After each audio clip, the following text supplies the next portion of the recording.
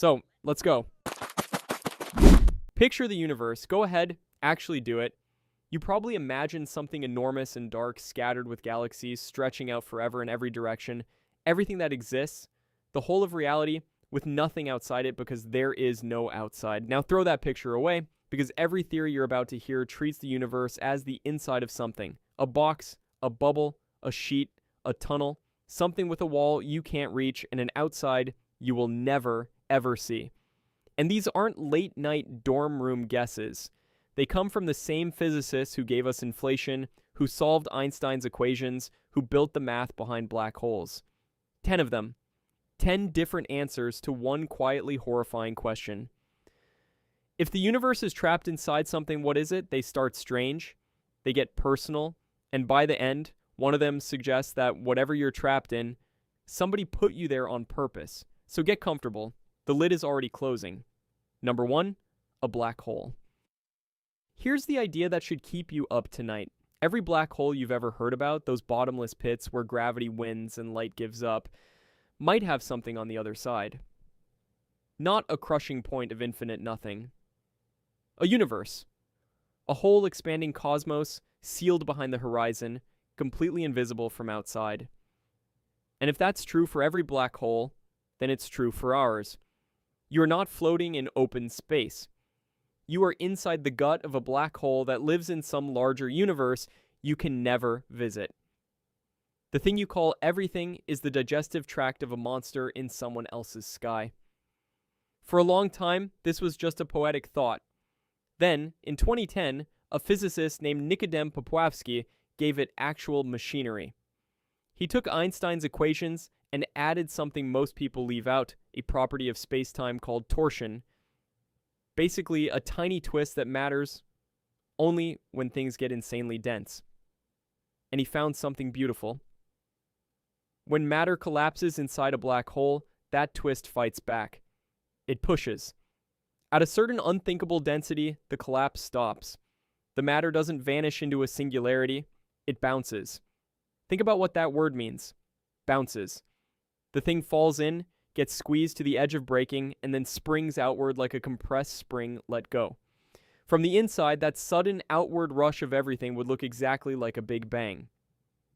Our Big Bang. So in this picture, the moment your universe began wasn't a beginning at all. It was a rebound. Some star somewhere in a universe above ours collapsed and died, and the death throes of that star are the space you're sitting in right now. And here's the part that turns the screw. The edge of our universe, that cosmic horizon, the farthest anything can ever be seen. That wouldn't be a frontier. It would be the inside of the parent black hole's event horizon. A one-way wall. You can fly toward it for 1 billion years, and it only gets farther away because the thing isn't a place. It's a barrier built around you before you existed. Now, you'd be right to call this a fun story with no evidence, except in 2025, evidence walked in the door. A researcher named Lior Shamir pointed the James Webb Telescope's deep survey at hundreds of galaxies and counted which way they spin.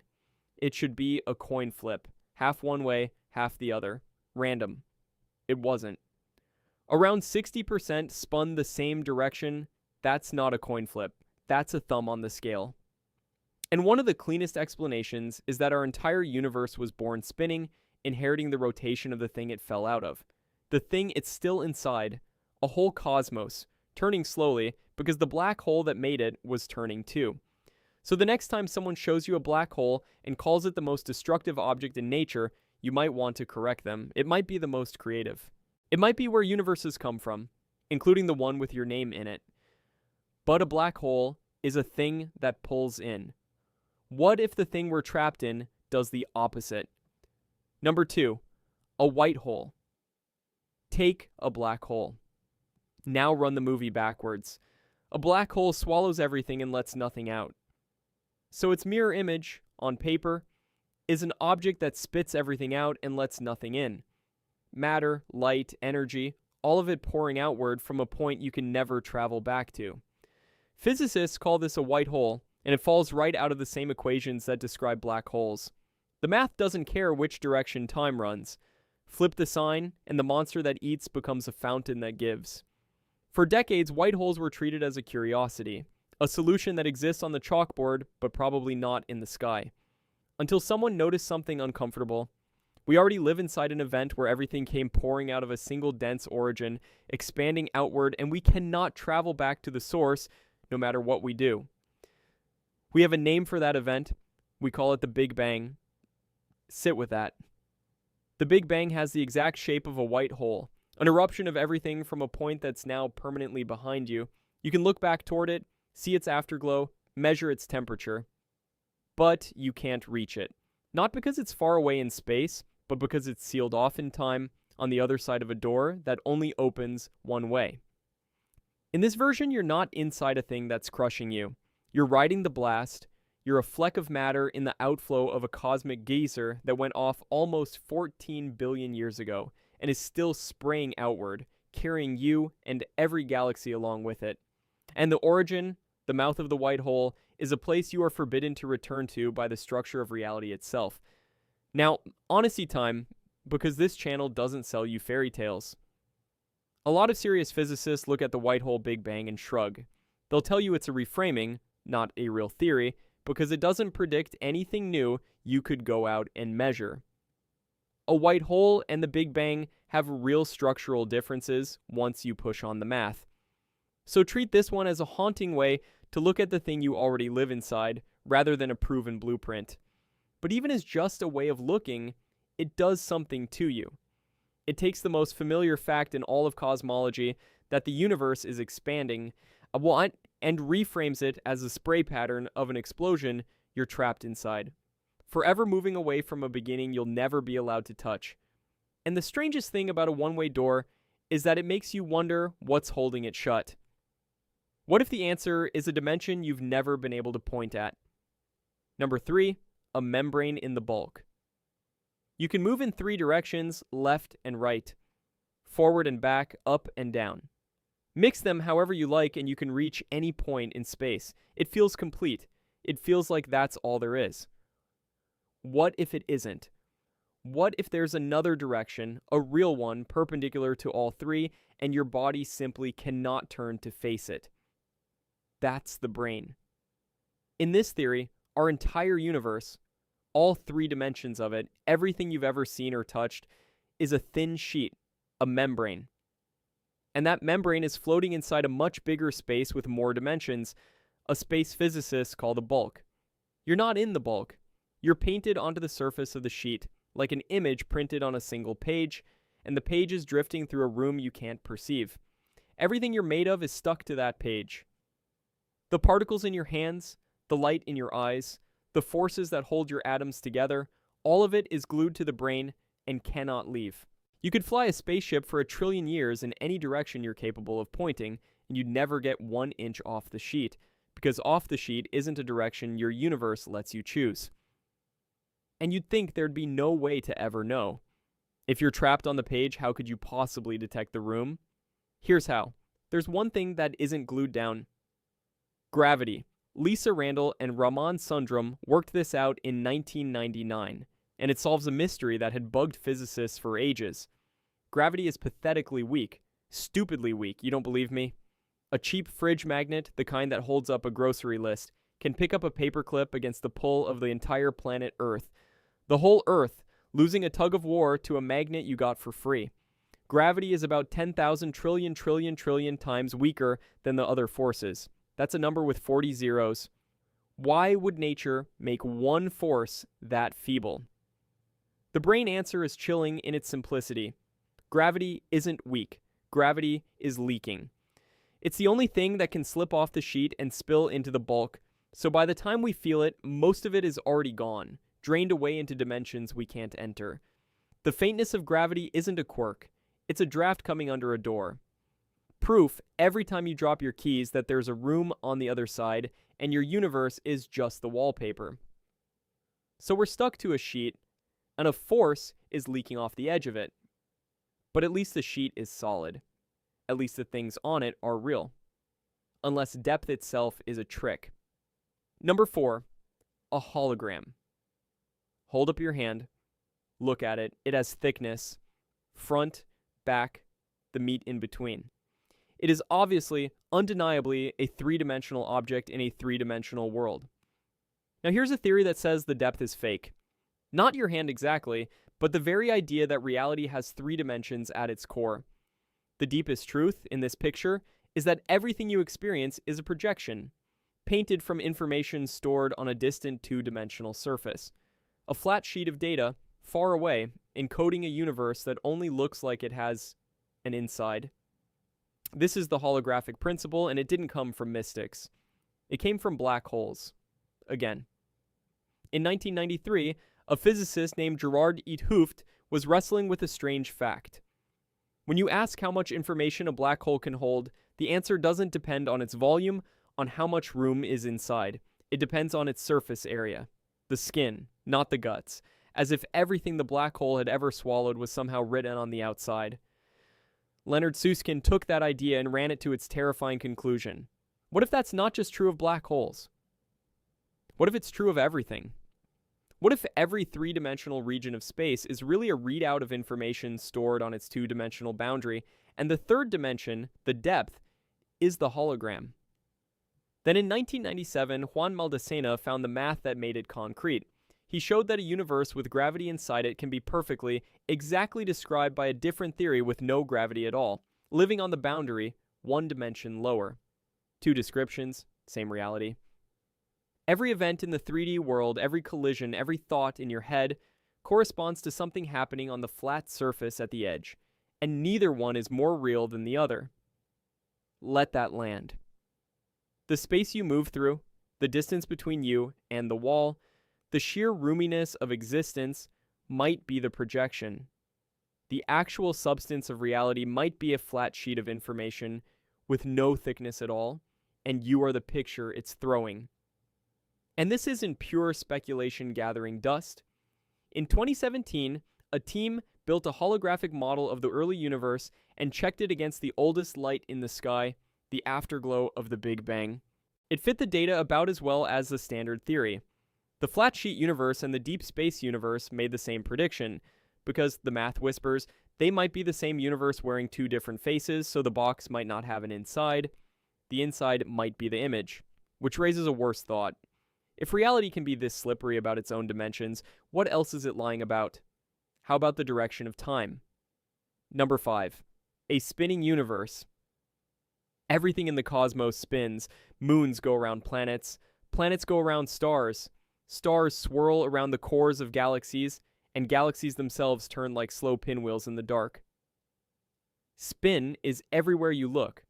So here's a fair question almost nobody asks. Does the whole thing spin? The universe itself, as one piece. In 1949, a man named Kurt Gödel decided to find out. Gödel was one of the sharpest logical minds who ever lived, and he was friends with Einstein, the two of them taking long walks together. For Einstein's birthday, Gödel gave him a present, not a card, a solution to Einstein's own equations, an entire possible universe built from the math, and this universe rotated. Then Gödel looked closely at what life inside his spinning universe would be like. And what he found rattled even Einstein. In a rotating universe, the spin drags space-time around with it, and if you travel the right path far enough in the right direction, the loop closes. You don't just return to where you started in space. You return to when you started. You arrive at your own past. Physicists call these closed time-like curves, and in Gödel's universe, they thread through every single point. Which means, in principle, from anywhere, with enough patience and a fast enough ship, yesterday is a destination. You could fly there. Think about how insane that is. The past isn't gone. It's not a memory. It's a place sitting out there in a particular direction, and the only reason you can't drive to it is distance. Einstein admitted the whole thing disturbed him. He said it showed there was no clean way to even define which events came earlier and which came later. The words before and after stopped meaning anything solid. Now, our universe doesn't seem to spin fast enough for this to actually work. We've looked. If there's rotation, it's far too gentle to let you visit last Tuesday, so you can probably keep your regrets. But that's not the terrifying part. The terrifying part is that the universe didn't have to be this way. Gödel proved that the laws of physics, our laws, Einstein's laws, completely permit a cosmos where time is a loop and the past is a country you can return to. Reality allows it. We just happen to live in a version that doesn't. Or, with that strange 60-40 spin in the deep galaxies, maybe a version that does, just barely, in ways we're only starting to measure. A box you can't leave is bad enough. A box where time itself might curve back on you is worse. But what if the box isn't a box at all? What if it's a tunnel? Number 6. A wormhole. When Einstein and a colleague named Nathan Rosen sat down with the equations in 1935, they found something that looked like a shortcut, a bridge. Two distant points in spacetime, or even two entirely separate universes connected by a throat. A tunnel through the fabric of reality. We call it the Einstein-Rosen bridge now, though you probably know it by its nickname, a wormhole. Most people imagine flying through one, diving into a mouth here and popping out somewhere unimaginably far away. But flip the perspective. What if you're not the traveler passing through the tunnel? What if you live inside it? What if the space you call your universe is the inside of the throat? The long stretch of the tube itself slung between two openings you've never seen. In that picture, the walls of reality aren't walls, they're the sides of a pipe. And at each end of the pipe, beyond where you could ever reach, is another universe entirely. Two outside worlds and you in the middle, in the connecting passage, mistaking the tunnel for everything that exists. There's a haunting detail buried in the math. If you were inside the throat of one of these bridges, you might be able to see light that fell in from the other universe. Photons that started their journey in a completely different cosmos, sliding down the tube toward you, carrying an image of a sky that was never yours. You'd look out and see stars, and some of them might not belong to your world at all. Now, the original Einstein-Rosen bridge has a brutal problem. It won't stay open. The throat pinches shut so fast that not even light can make it across before the walls slam together and crush whatever's inside. To hold one open, you'd need something exotic. Matter with negative energy, a substance we've never confirmed exists, threaded through the tunnel like a strut holding back a collapsing mine. But notice what's quietly happening here. Remember the very first theory, the black hole, where the collapse bounces into a new universe? When physicists work that out in detail, the bridge between the parent black hole and the baby universe it makes is exactly this. A wormhole. The tunnel and the black hole and the newborn cosmos keep turning out to be the same structure described three different ways, which means the box, the eruption, and the tunnel might all be one thing. And if a universe can be born out of the far end of something like this, then maybe the real question was never what the universe is trapped in. Maybe it's what the universe is trapped in. Time itself. Number 7. A block of frozen time. Every cage so far has been made of space, a horizon, a sheet, a surface, a tunnel. Here's one made of something you can't push against at all. Time. And it might be the one you're most thoroughly trapped inside because you're not just surrounded by it. You're already all the way through it. Start with something Einstein proved over a century ago. There is no universal now. If you and I are moving relative to each other, even slightly, we disagree about which faraway events are happening at the same moment. Your now and me now slice through reality at different angles. This isn't philosophy, it's relativity, tested 10,000 times, the bedrock of modern physics. Follow that thread and it leads somewhere your gut will hate. A philosopher named Hilary Putnam pushed it hard in 1967. If different observers genuinely disagree about what's in the present, and they're all equally correct, then there's only one way for all their nows to be real at once. The past, the present, and the future must all exist together, equally. All of it laid out at once in a single frozen four-dimensional block. This is the block universe, and in it, nothing actually moves, nothing flows. The river of time you feel carrying you forward is a story your brain tells. Out in the physics, your birth is sitting there, fully real, right now. Your death is sitting there too, just as real, just as present, a little further along the block. Every moment of your life is already carved into the stone, start to finish, and it isn't being written. It was always already there. you don't experience it that way, obviously. You feel like you're moving, choosing, deciding what happens next. But in the block, you experience your life the way a fingertip reads a line of Braille. The sentence was complete before your finger touched it. You're not authoring the words. You're discovering ones that were always on the page, in order, and calling that discovery the present moment. Here's where it gets genuinely cold. If the future already exists, then what feels like choice might just be you arriving at a part of the block you hadn't reached yet. The decision you'll make tomorrow is already there, already shaped. You'll feel yourself making it freely, and you'll be wrong, because the moment was set in the structure of reality before you were born. No walls, no horizon, no bars, just a slab of frozen space-time with your entire existence pinned inside it like an insect in amber, eternal and unchangeable and complete.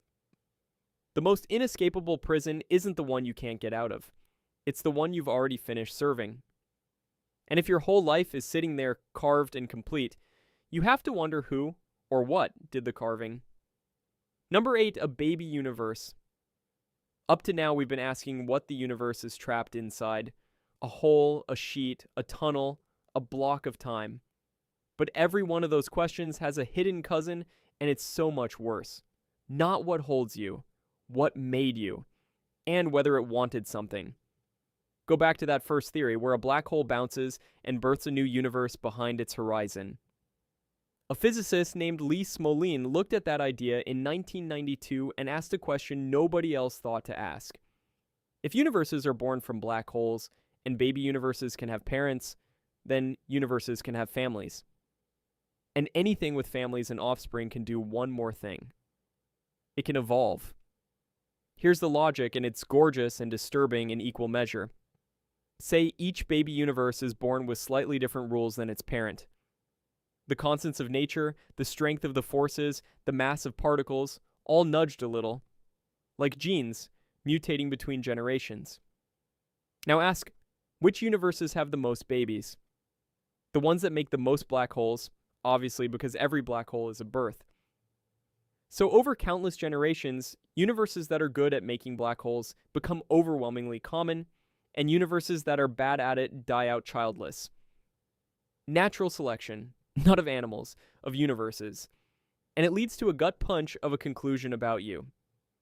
People have always marveled that our universe seems fine-tuned, the constants dialed in so precisely that stars and carbon and life are possible. Most explanations say it's luck, or that there are countless universes and we live in one that works. Smolin says something stranger. He says our universe isn't fine-tuned for life at all. It's fine-tuned for making black holes.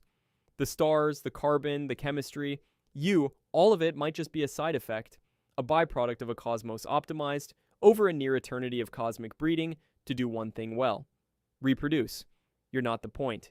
You're what happens to grow in the gears of a black hole factory that got very, very good at its job, and the part that makes this real science instead of a bedtime story. It's falsifiable. Smolin staked his whole idea on a bet. If our constants are truly tuned to maximize black holes, then nudging any one of them should make fewer. If someone finds a tweak that makes more, the theory dies. You can actually test whether the universe is somebody's offspring. So we've crossed a line here. We started by asking what shell surrounds us. Now we're asking what bred us and what it was trying to produce. And once you're asking that, there are only 2 rungs left on the ladder, and both of them are looking back at you. What if the universe isn't even a thing? What if it's just a fact? Number 9, a mathematical object. Every theory so far assumed there's stuff, real physical material, matter and energy in space, with equations laid on top to describe how it all behaves. The math is the map. The universe is the territory.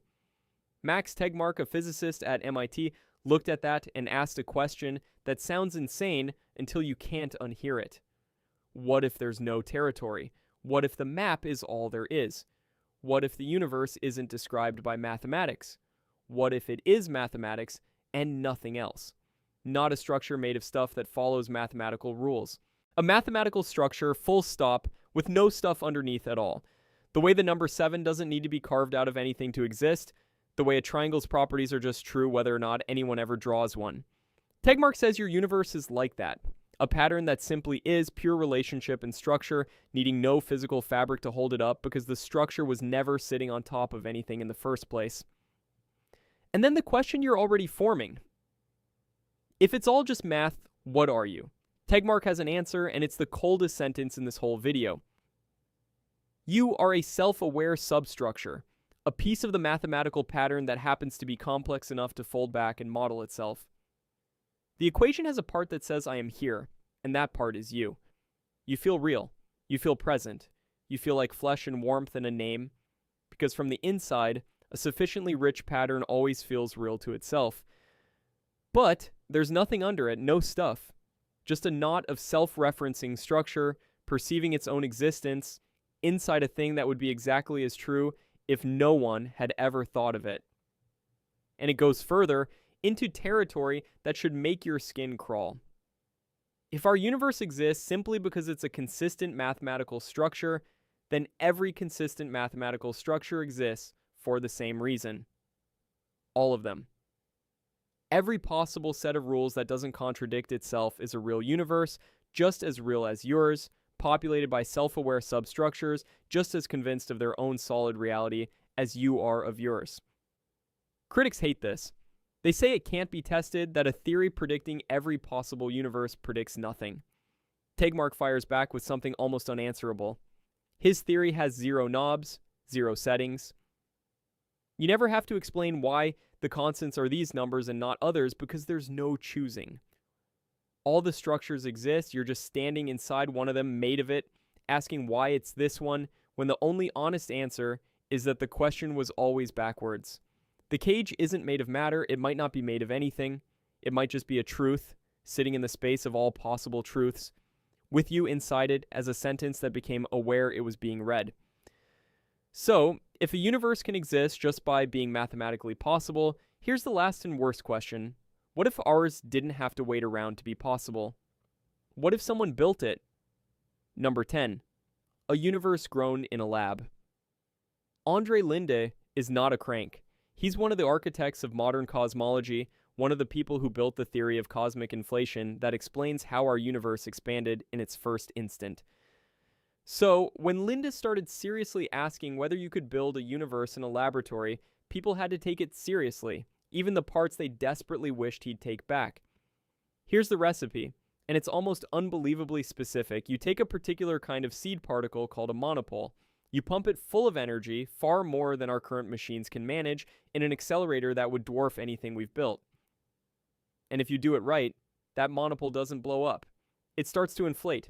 It bends the space-time inside your machine, pinches off a tiny wormhole, and on the other side of that wormhole, a brand new universe begins to expand. A real one.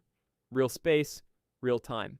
That could one day grow its own stars, its own planets, its own life. You wouldn't be able to follow it. From your side, the door would seal almost instantly. The baby universe would float off into its own existence, utterly disconnected, with the beings inside it eventually staring up at their sky and asking where it all came from, never suspecting the answer was a physicist in a lab they could never reach. And now you see exactly where this is going. Because if an advanced civilization can do this, if making universes is just hard engineering rather than magic, then there's no reason to assume it's never been done. Which means our universe, the one you're sitting in, the one that just spent 9 theories revealing itself as a box you can't escape, might not be a natural object at all. It might be somebody's experiment, cooked up in a machine, in a lab, in a universe above ours, by someone who walked away and let it run. Linde's reviewers begged him to cut this line. They said it was a dirty joke, that it would offend people, that it dragged the holy act of creation down to the level of lab work. He changed the title to calm them. But the idea that an alien physicist might have made us, he refused to delete. His words were, "I am not so sure that this is just a joke," and he left one more thread dangling, the one that should follow you out of this video. A creator who builds a universe gets to choose its constants, the exact strength of the forces, the precise mass of the electron compared to the proton. To us, those numbers look arbitrary, just the random settings reality happened to land on. But a maker could tune them on purpose, could hide a pattern in them. could write, in the one ink that survives the birth of a cosmos, a message that only the physicists of the universe inside would ever be in a position to read. This is not the simulation idea. No one's saying you're fake or rendered or code. In this theory, you are completely, physically real. Real atoms, real blood, real stars overhead. It's just that all of it might be running inside a container that someone switched on purpose and then signed. So here are your 10 boxes, and here's the thing nobody tells you at the start. They're not 10 different answers. Look at how they fold together. The black hole bounces into a baby universe through a wormhole, and a lab grows one the very same way. Natural container, natural birth, deliberate creation. It's one staircase, and we just climbed it. Every step took the same horrifying shape and only changed who was holding the walls. Physics, then chance, then somebody's hands. You will never see the outside. That's not pessimism, it's geometry. The horizon, the brain, the surface, the throat, the block, they all seal the same way, leaving you on the inside looking at a wall you can fly toward forever and never reach. The outside is not far away. It is permanently, structurally hidden. But you can still do one thing. You can wonder. You can look up at a sky that might be the inside of a black hole, or the spray of a white one, or a picture thrown from a flat sheet at the edge of everything. And you can ask the only question a trapped thing has ever been able to ask. Who's out there? And when you finally look down at the numbers you're made of, the constants written into every atom of you, you might want to check very carefully whether they spell anything.